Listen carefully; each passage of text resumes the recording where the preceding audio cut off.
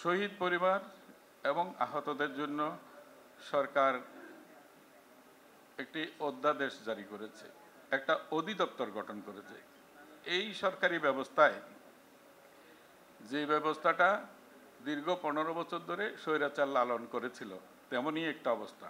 রাতারাতি এটা পরিবর্তন হয়ে যাবে, এটার মানস গঠন ভিন্ন হয়ে যাবে, এটা আশা করা ভুল। কিন্তু তার ভিতরেও আমরা প্রাণান্তকর চেষ্টা করছি যাতে এটাকে যতটুকু পারা যায় গণমুখী করে নিয়ে আসা।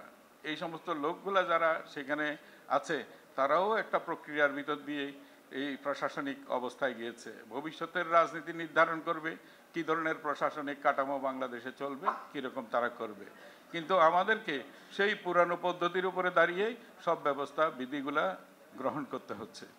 শহীদ পরিবার, জুলাই শহীদ পরিবার এবং আহতদের জন্য সেই অধিদপ্তর 4 মাসের মধ্যে গঠন করা হয়েছে। তারপরে স্বাস্থ্য মন্ত্রণালয় থেকে আমরা আহতদের তালিকা পেয়েছি জানুয়ারির 15 তারিখে। জানুয়ারির 15 তারিখ সন্ধ্যা 7টায় আমরা তালিকা পেয়েছি, রাতের 3টায় গেজেট করে দিয়েছি, সকালও হইতে দেওয়া হয় নাই। একইভাবে শহীদের তালিকা আমরা যেদিন পেয়েছি, এটা শহীদের তালিকা জানুয়ারি 15 তারিখ পেয়েছি। এরপরে ফেব্রুয়ারিতে আমরা পেয়েছি আহতদের যে তালিকা MIS থেকে, স্বাস্থ্য মন্ত্রণালয়ের MIS থেকে। আমরা সেদিন পরবর্তী দিনেই সেটা গেজেট করে দেওয়া হচ্ছে। তো সব কিছুই আমাদের আওতাধীন অবস্থায় যতটুকু সম্ভব আমরা দ্রুত করছি বলেই কিছু ভুল ত্রুটি হচ্ছে।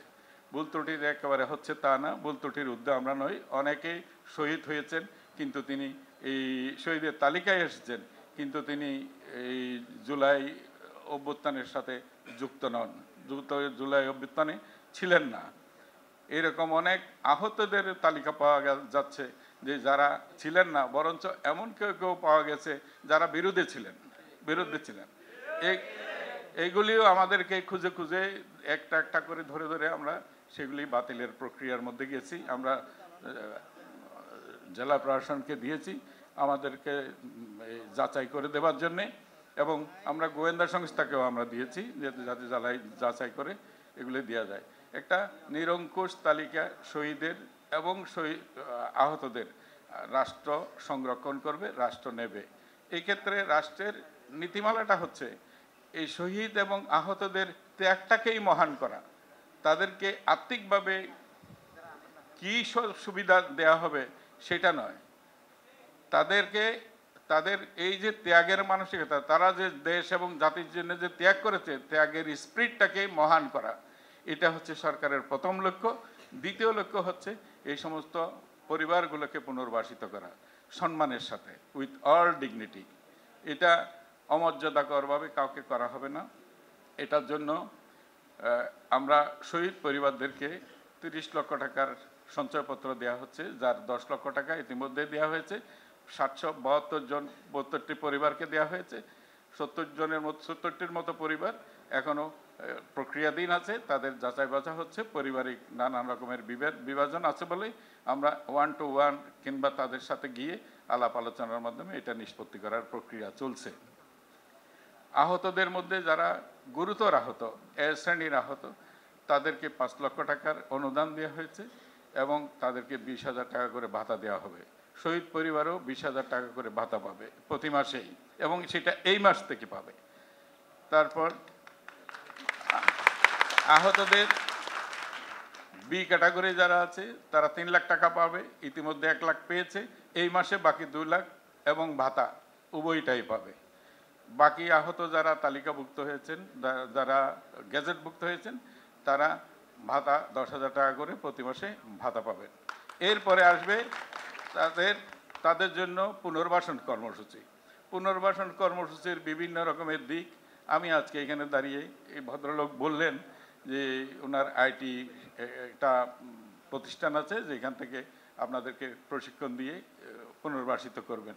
আমি ওনাকে অভিনন্দন জানাচ্ছি। এরকম আরও অনেক জায়গা থেকেই আমাদের কাছে অফার আসছে, আমরা সেগুলিকে শ্রেণীবদ্ধ করছি যাতে এমন অবস্থা না হয় যে আপনাদের একটা সুবিধাভোগী শ্রেণী হিসাবে যেন সবার সামনে যেন উপস্থাপন করা না হয়। আপনারা ত্যাগী, আপনারা ত্যাগ করেছেন রাষ্ট্রের জন্য, দেশের জন্য, সেটাই যেন মহান হয়ে থাকে। ওটাই যেন মহান হয়ে থাকে। আমরা মনে করি যে আগামী বহু বছর এই জুলাই এই জাতিকে পথ প্রদর্শন করে সামনে এগিয়ে নিয়ে যাবে। আমরা বলেছি আগে, অনেক একটা সমৃদ্ধ দেশের নাগরিক। এখানে একজন পরিবারে উপার্জন করে আর 10 জন বসে খায়। পৃথিবীর বহুত খুবই কম রাষ্ট্র আছে এই ধরনের সুযোগ পাওয়া যায়।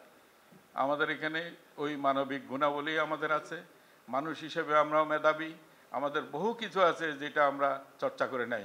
আমাদের কলেজ বিশ্ববিদ্যালয়গুলো ছিল রণক্ষেত্র এবং পরমত বহুমত দমনের ক্ষেত্র। এখন আমরা মনে করছি এগুলি গবেষণার ক্ষেত্র হবে। এখানে আমাদের নানান বিজয়ে নানান ক্ষেত্রে আমাদের মেধাবী ছাত্ররা গবেষণা করবে, আমাদের জন্য জ্ঞান সৃজন করবে। সেই জ্ঞান আর আলো দিয়ে আমাদের ভবিষ্যৎ প্রজন্ম আগামীর পথ হাঁটবে। শুধু আমাদের উপরে মনে রাখতে হবে, আমাদের উপরে যে ভূখণ্ড আমাদেরকে ঘিরে আছে সেটা বৈরী ভূখণ্ড। সেটা এরা আমাদের কল্যাণ চায় না, কোনোভাবেই চায় না। ফলে আমাদেরকে একটু সতর্কও থাকতে হবে।